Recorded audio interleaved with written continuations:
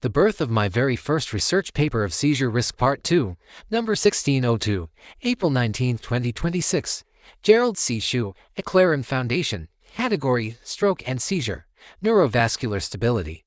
Preventive medicine. Multiplicative amplification concern. Multiplicative models increase rapidly when multiple variables rise at the same time. Two multipliers produce moderate amplification. Similar to Newton's law of motion, F equals m times a, only two variables are involved. And the structure is simple and clear, however.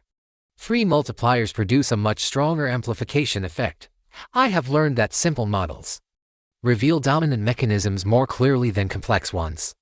During my earlier years of severe metabolic disorder, both glucose and blood pressure were significantly elevated.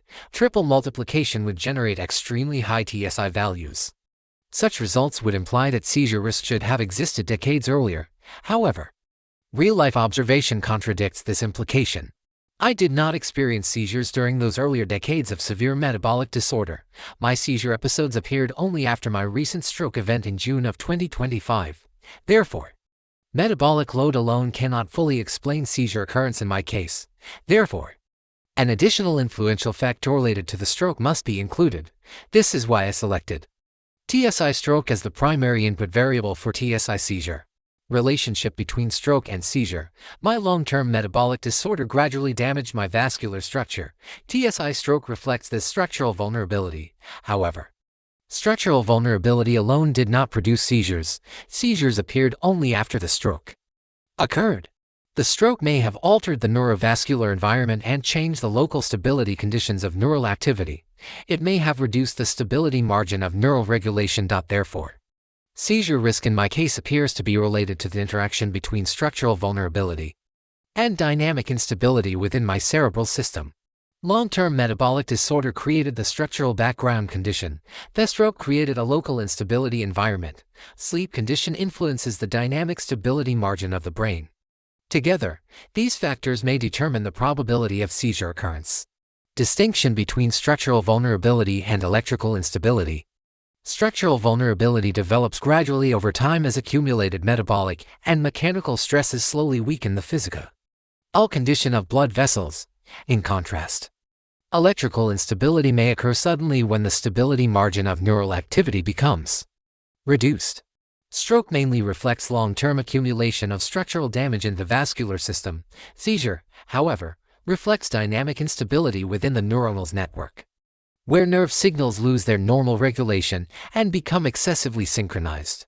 Electrical instability usually requires both a structural background condition and a temporary destabilizing factor. The structural condition creates a vulnerable environment, while the destabilizing factor may trigger abnormal neural activity. In this context, sleep may represent an important factor influence in the stability margin of the brain. Newton-style simplification insight. Newton's equation contains a minimal number of variables, two inputs only, F equals m times a. Simple models often capture dominant system behavior more clearly than complex models. Adding unnecessary variables may increase mathematical complexity, i.e. noise, without improving understanding of the main mechanism or structure. TSI stroke already captures the major metabolic and mechanical influences affecting vascular structure, glucose, pulse pressure, and stylistic blood pressure. Therefore, repeating glucose and blood pressure again in the seizure model may not provide additional independent information. Sleep may serve as the second independent variable, representing the recovery capacity and stability condition of neural activity. Final two-variable model structure. The final structure of the seizure model contains two variables. TSI seizure equals TSI stroke times sleep factor equals GSU strike 100 times 7 sleep hours times amplifier, where sleep factor equals 7 sleep hours. In general, a greater number of sleep hours indicates a better recovery condition and a more stable health state. TSI stroke already includes the major metabolic and mechanical influences, including glucose level, systolic blood pressure SBP, and pulse pressure PPSBP/DBP. These variables describe the structural condition of the neurovascular system. TSI stroke therefore represents the leave of structural vulnerability that has developed gradually over time as a result of long-term metabolic and vascular stress. Sleep represents the dynamic recovery condition of the brain. Adequate sleep supports stable neural Activity. While insufficient sleep may reduce the brain's ability to regulate electrical signaling.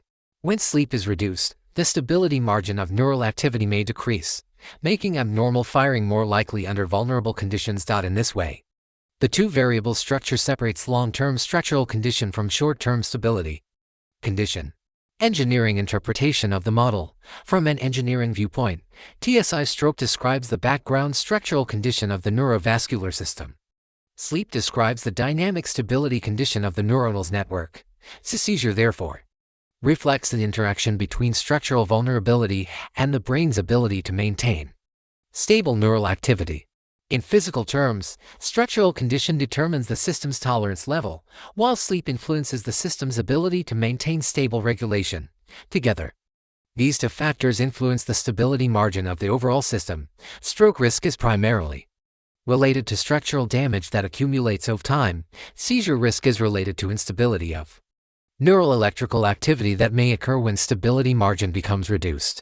Both processes can be understood within an energy-based system framework, where accumulated stress affects system stability. Preventive control perspective. A TSI framework can be viewed as a preventive control approach. Instead of waiting for visible damage to occur, I monitor the direction and magnitude of key variables and apply small lifestyle adjustments when necessary. C functions as a guidance indicator that helps keep the biomedical system within a stable operating range. Maintaining TSI within a defined band helps keep the system away from regions where instability or damage becomes more likely. Small lifestyle adjustments applied early may prevent larger disturbances later. In this context, long-term trajectory behavior provides more useful information than isolated measurements. Why this model matches my life experience. If triple multiplication were used, the calculated seizure risk would have been very high during earlier decades when my metabolic condition was severely uncontrolled. However, seizures did not occur during those earlier years. Seizure episodes appeared only after misstroke event. This observation suggests that metabolic load alone is not sufficient to explain seizure occurrence in my case. The stroke created structural vulnerability within the brain environment. Sleep condition influences the stability of neural activity. The combination of structural vulnerability and reduced stability margin appears to be associated with the occurrence of seizure episodes. Therefore, the mathematical structure should remain consistent with the observed trajectory of real-life events. Meaning of the birth of this model. The development of this model represents a conceptual transition from structural disease modeling toward instability-based modeling. Cardiovascular disease, chronic kidney disease, and stroke are largely related to gradual structural damage processes. Seizure is more closely related to instability of neural electrical activity. The simplified two-variable structure preserves interpretability and avoids unnecessary amplification effects caused by repeated inclusion of similar variables. This TSI seizure formulation remains consistent with physical reasoning, engineering interpretation, clinical observation, and long-term trajectory behavior. Conclusion. This paper documents the development of my first seizure risk model, approximately 10 months after my first stroke on June 21, 2025, during which I experienced my first noticeable multiple seizures. The reasoning process shows how the GH method math physical research framework can be extended from vascular structural analysis to neural stability analysis.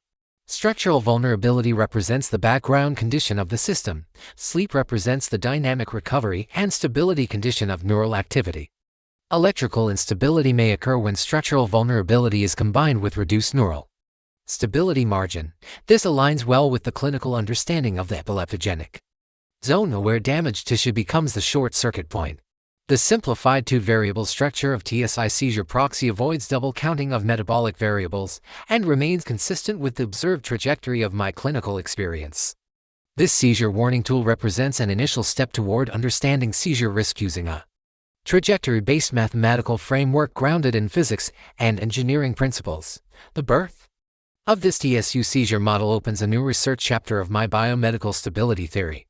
Disclaimer: I write this paper not for fame, but to share what I have learned so others can understand their health, prevent disease, and live longer, healthier lives. This content is provided for educational reference only and does not constitute medical advice. No doctor-patient relationship is created. You may share this summary freely, but it must not be altered, edited, or republished as your own. All intellectual property rights and copyrights for this article and its related materials belong to the author, Gerald C.